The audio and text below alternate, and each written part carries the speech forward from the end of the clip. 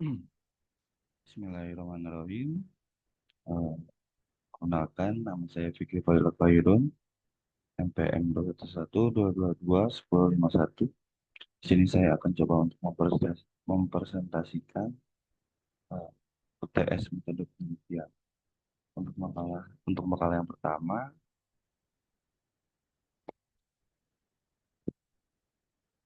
untuk makalah yang pertama tentang reflective writing.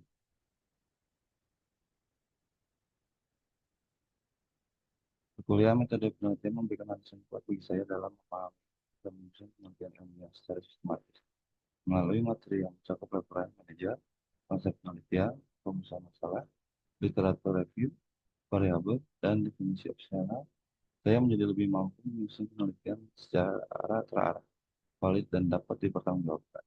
Secara keseluruhan, pembelajaran ini memperkuat cara berpikir ilmiah saya dan meningkatkan kesiapan saya untuk melaksanakan penelitian secara profesional. Reference Manager sebagai instrumen pendukung integrasi ilmiah. Reference Manager mempermudah proses pengelolaan citasi dan penyusunan daftar pustaka secara otomatis. Penggunaan membantu menjaga integritas akademik melalui pengutipan yang tepat dan akurat.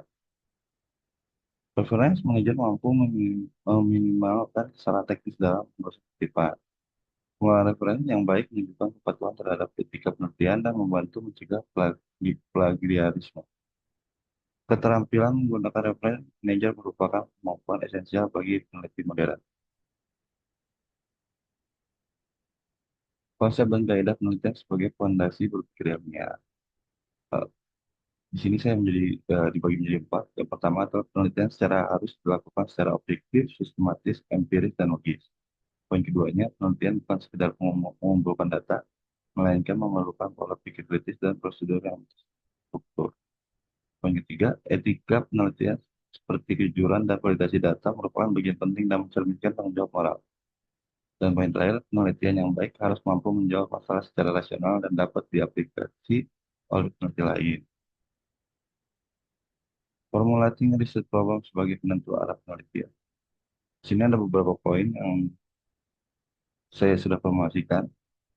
Yang pertama, perumusan masalah merupakan elemen dasar yang menentukan arah dan ruang untuk penelitian. Yang kedua, ketepatan dalam merumuskan masalah menjadi penanda kualitas penelitian akademik. Tiga, research gap dapat diidentifikasi melalui analisa struktur, observasi lapangan, dan data empiris.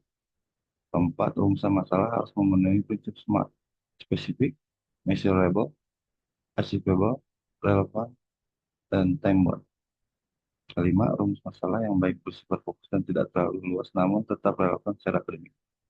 Keenam, memahami ini membantu menyusun tujuan penelitian dan kerangka dan metodologi yang lebih tepat dan terarah. Literatur review sebagai upaya membangun kerangka teori.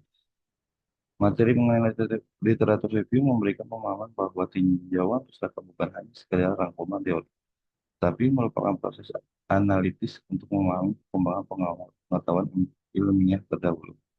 Dalam konteks akademik, literatur review berperan untuk mengidentifikasikan teori yang relevan, memetakan hasil penelitian sebelumnya, mengkritisi temuan ilmiah secara objektif, dan menemukan kekosongan penelitian yang dapat dikembangkan. Variabel penelitian sebagai struktur pengukuran ilmiah. Pertama, pemahaman tentang variabel penelitian membantu mengukur fenomena secara kuantitatif. Kedua, setiap variabel harus memiliki karakteristik yang jelas, baik sebagai variabel independen, dependen, kontrol, maupun moderat. Tiga, struktur variabel yang tepat penting untuk membangun hubungan antar variabel dan penyusunan matriks. Keempat, variabel merupakan representasi konsep teoritis yang digunakan dan menganalisis fenomena secara empiris. Kelima, pemahaman ini meningkatkan kesiapan dalam menyusun desain penelitian yang terukur, sistematis, dan dapat bertanggung jawab. Definisi operasional sebagai penghubung teori dan pengukuran. Yang pertama, jembatan konsep. Mengubah ide, konsep yang sulit diukur menjadi hal yang bisa diukur, baik itu angka atau observasi. Terus, yang kedua, pengukuran yang sama memastikan semua peneliti mengukur variabel dengan cara yang sama dan tidak bias. Tidak bias. Tiga, panduan wajib harus jelas dan spesifik agar bisa dipakai sebagai panduan dalam penelitian. Keempat, alat ukur. Ini adalah dasar untuk membuat kuesioner dan alat penelitian lain. Penutup, secara keseluruhan materi kuliah metodologi penelitian memberikan kontribusi yang sangat berarti bagi perkembangan pemahaman akademik saya. Pembelajaran mengenai referensi mengajar, kaidah penelitian, perumusan masalah, tinjauan pustaka, variabel penelitian, dan definisi operasional saling berhubungan dan membentuk fondasi yang kuat dalam penyusunan karya ilmiah. Refleksi ini menentukan bahwa pemahaman saya mengenai penelitian semakin matang dan teratur. Saya merasa lebih siap untuk melaksanakan penelitian secara ilmiah, tematis, dan kompetensi yang saya peroleh tidak hanya bermanfaat dalam penyusunan skripsi, tapi juga mendukung pengembangan diri saya sebagai akademis maupun profesional di bidang teknik dan penelitian. Kita lanjut lagi untuk pemakalan kedua, yaitu tentang penggunaan PS sebagai pengganti semen pada mutu beton tinggi. Latar belakangnya, pembangunan infrastruktur di Indonesia meningkatkan kebutuhan beton yang bahan bakunya semen menyumbang emisi karbon besar. Di sisi lain, limbah PLTU berupa PAS yang belum termanfaatkan dengan baik memiliki sifat ozon. Pemanfaatan PAS sebagai pengganti sebagai ion semen dan dalam campuran beton, terutama beton tinggi, dapat memberikan solusi tiga manfaat sekaligus. Yang pertama, mengurangi dampak lingkungan dari produksi semen, kedua, mengolah limbah industri, dan ketiga, berpotensi menekan biaya produksi. Identifikasi masalah.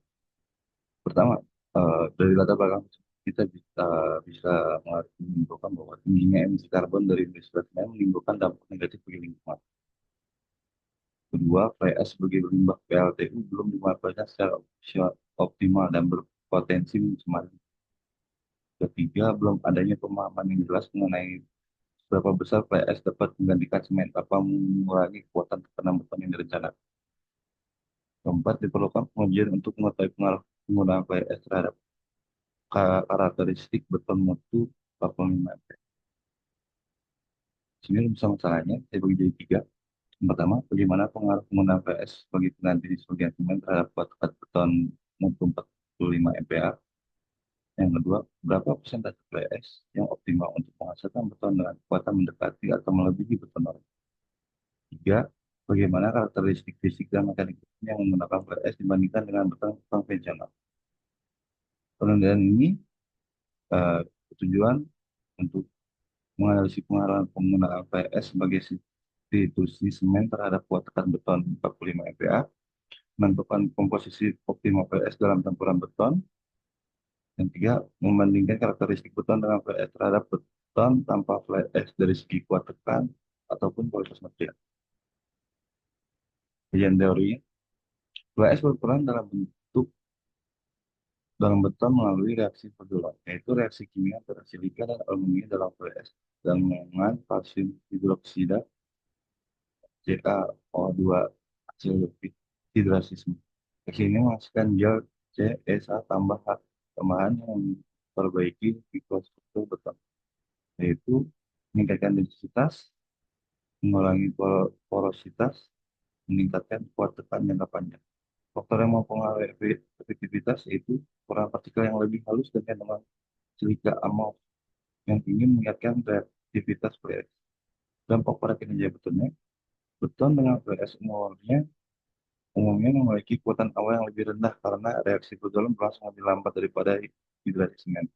Tapi kekuatan akhir, misalkan kalau kita dicek lagi setelah umur 28 hari, itu bisa lebih tinggi, terutama dengan rasio air binder rendah dan perawatan atau kuring yang optimal.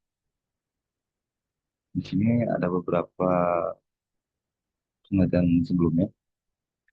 Pada tahun 2020, eh, penggunaan BS di 5%, 10% dan 12% menghasilkan kotekan lebih rendah daripada beton normal karena kadar BS kelas C yang digunakan belum memenuhi standar optimal ASTM dari 15% atau sampai 35%. Serta adanya porositas pada sampelnya. Akibatnya reaksi berjalan tidak maksimal dan ketekan beton menurun.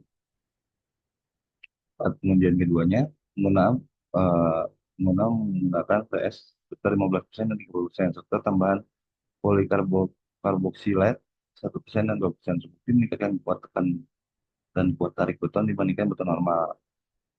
Kombinasi PS dan polikarboksilat memberikan peningkatan paling signifikan, terutama pada dosis biasanya 2%. Peneliti ketiga, coba untuk beton dan substitusi PS maupun batu andesit menunjukkan kuat tekan yang lebih rendah dibandingkan beton normal pada umur 28%. Penurunan kuat tekan meningkatkan seiring bertambahnya persentase substitusi dengan penurunan terbesar terjadi pada substitusi 30%. Yang peneliti keempat, eh, beton dengan kombinasi PS dan serbuk kaca dapat meningkatkan kuat tekan, di mana serbuk kaca 10% tanpa PS menghasilkan nilai tinggi, namun tambah PS cenderung meningkatkan kuat tekan. Dengan kondisi optimum pada PS 15%, kedua limbah ini tetap potensial dimanfaatkan sebagai bahan pengganti semen untuk menghasilkan beton untuk tinggi yang lebih ramah lingkungan. Sini variabel penelitian dan definisi operasional. Variabel penelitiannya tadi, variabel penelitian ini terdapat dua jenis variabel, yaitu variabel independen ya, yang memiliki presentasi PS-nya gitu, variabel substitusi semen menggunakan PS misalkan dari 0%, 10%, 20%, atau 30%. Dengan variabel dependennya kuat tekan beton. Nilai kuat tekan beton pada umur 7, 14, dan 28 hari. Definisi operasional variabelnya, PS variabel independen. Definisi operasional material pozolan berbentuk serbuk halus dan sisa pembakaran batu bara yang digunakan sebagai pengganti sebagian semen dalam campuran beton. Indikatornya presentasi berat PS terhadap berat semen dari 0, 10%, 20%, 30%. Jenis PS yang digunakannya eh, kelas F atau kelas C, berat material dalam satuan gram atau kilogram eh, campurannya. Kotekan betonnya dimasukkan ke dalam variabel dependen. Definisi operasionalnya, kemampuan beton menerima beban tekan per satuan luas diuji menggunakan mesin TM pada umur beton tertentu. Indikatornya nilai kuat tekan pada umur 7, 14, atau 28 hari, terus perubahan kuat tekan pada berbagai variasi PS, dan ini standar pengujian sesuai SNI agar bisa digunakan untuk penelitian lain. Jadi sekian presentasi kepala saya untuk mengikuti ujian tengah semester. Terima kasih. Selamat warahmatullahi wabarakatuh.